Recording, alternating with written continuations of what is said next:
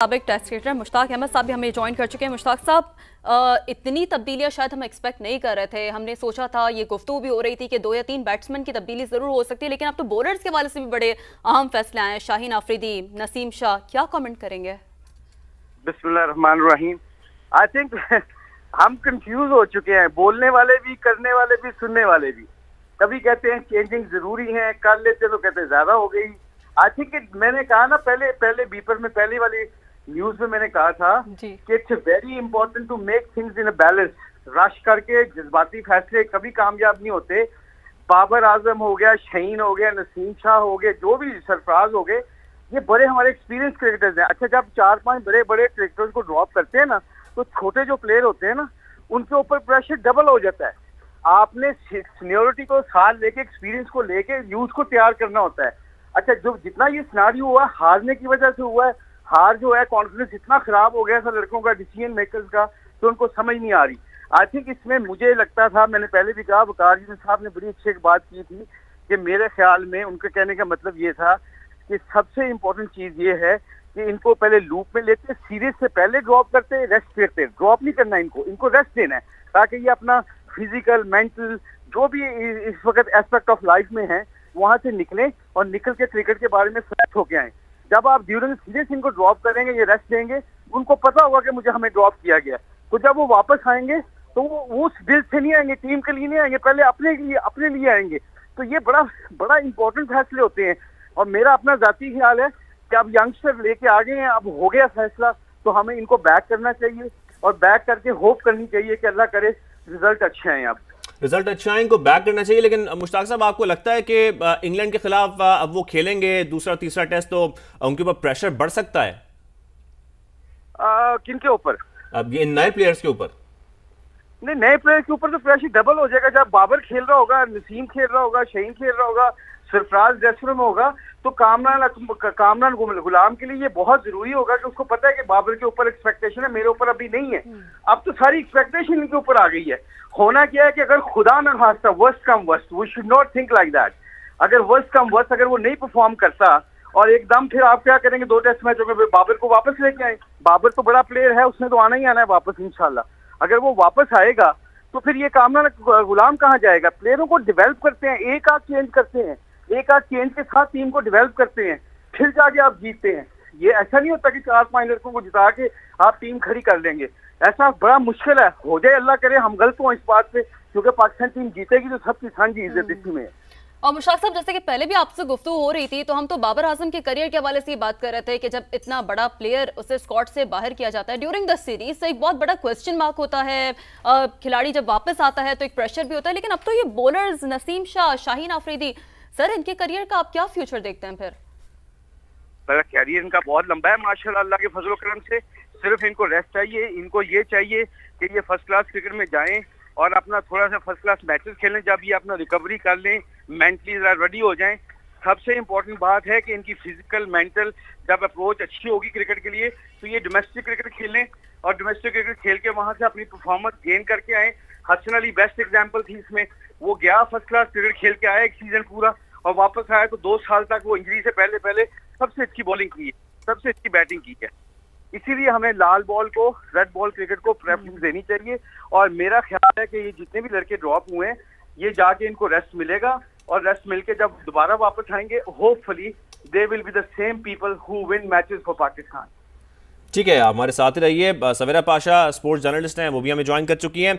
अब सवेरा, जिस तरीके से हम देख रहे हैं कि इंग्लैंड के खिलाफ दूसरे तीसरे टेस्ट के लिए स्क्वाड का ऐलान किया गया है, और बाबर आजम, सरफराज अहमद, शाहीन आफरीदी, नसीम शाह, इन सबको स्क्वाड से ड्रॉप कर दिया गया है। आप सबसे पहले इस पे क्या कमेंट करेंगी? देखिए, मुझे लगता है कि ये एक बहुत अच्छा प्रेसिडेंट रखा गया है, जो कि बहुत अरसे से हम बात कर रहे थे कि किसी ना किसी को ये जरूर रियलाइज करना पड़ेगा कि जब आपके स्टार्स जो है वो अपनी उस पोटेंशियल पे नहीं खेल रहे हो, ये उनके लिए भी अच्छा है कि वो टीम से बाहर हो, कुछ थोड़ा सा रेस्ट करें। अगर कोई अपनी वो है, अपनी टेक्निकल कोई फॉल्ट है, कोई कुछ मसला है, कोई आपको चीज बॉदर कर रही है अपनी बैटिंग में, बॉलिंग में, उसको जाके डोमेस्टिक में बेहतर करें और फिर वापस आए। क्योंकि एक प्लेयर जो कि एक स्टेचर का प्लेयर होता है, उसकी रेप्यूटेशन खुद खराब हो रही होती है। तो ये इनके लिए भी अच्छा है। दूसरी तरफ पाकिस्तान टीम के लिए इसलिए अच्छा है कि जो लड़के जो कि जिनको मौका नहीं मिला इनके खेलते हुए, उनको मौका मिलेगा खेलने का। अब हम ये नहीं सोच सकते कि नहीं जी बाबर आजम अगर उनको ड्रॉप किया है और कामरान गुलाम उनकी तरफ उनकी जगह आते हैं और हम फौरन कहें जी कामरान जो है वो अंबार लगा दे रन्स के, और वो अगर फ्लॉप हो जाए तो सब उनके पीछे पड़ जाए कि देखा बाबर को ड्रॉप किया था इसलिए ऐसा हो गया। ऐसा नहीं होना चाहिए। हमें as a nation patience show करने पड़ेंगे और यह पाकिस्तान के लिए विन विन सिचुएशन हो सकती है कि हमारे जो स्टार्स हैं जिस वक्त डिलीवर नहीं कर रहे, वो अपने आप को डोमेस्टिक में या अपनी ट्रेनिंग्स पे जो है अपनी फॉर्म गेन करके वापस आए, और जो प्लेयर्स जिनको मौका नहीं मिला वो हमारी बेंच को तगड़ा कर सके। ठीक, ये बात तो बिल्कुल सवेरा दुरुस्त है, लेकिन मुश्ताक साहब एक बड़ी जो है वो इम्पोर्टेंट बात कर रहे थे। टेक्निकल बुनियादों पर अगर ये चीज सीरीज से पहले की जाए तो खिलाड़ियों के लिए इतना ज्यादा थ्रेटनिंग नहीं होता। जो नए आने वाले खिलाड़ी हैं वो ज्यादा इतना प्रेशर पहले सिंगल्स नहीं कर सकते। तो आप इस चीज को कैसे देखती हैं? देखिए, होना तो ये बिल्कुल सीरीज से पहले चाहिए था, बट मसला सिर्फ ये है, पाकिस्तान क्रिकेट बोर्ड का भी, हमारा जनरली एज ए नेशन ये मसला है कि हम न्यू जर्क रिएक्शन पे काम करते हैं।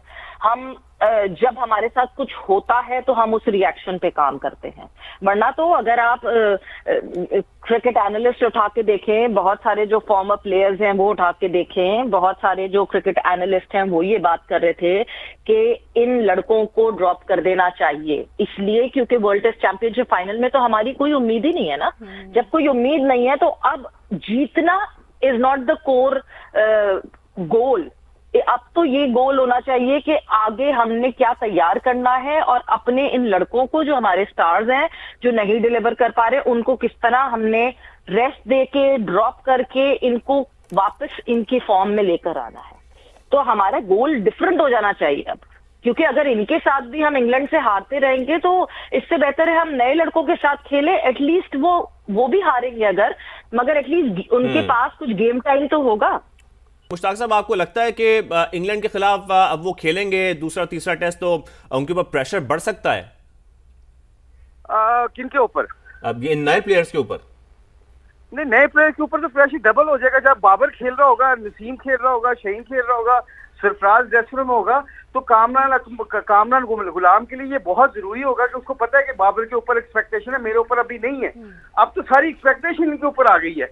होना क्या है कि अगर खुदा न खास्ता worst come worst, we should not think like that, अगर वर्स्ट कम वर्स्ट अगर वो नहीं परफॉर्म करता और एकदम, फिर आप क्या करेंगे? 2 टेस्ट मैचों में बाबर को वापस लेके आए। बाबर तो बड़ा प्लेयर है, उसने तो आना ही आना है वापस इंशाल्लाह। अगर वो वापस आएगा तो फिर ये कामरान गुलाम कहाँ जाएगा? प्लेयरों को डेवलप करते हैं, एक आध चेंज करते हैं, एक आध चेंज के साथ टीम को डेवलप करते हैं, फिर जाके आप जीतते हैं।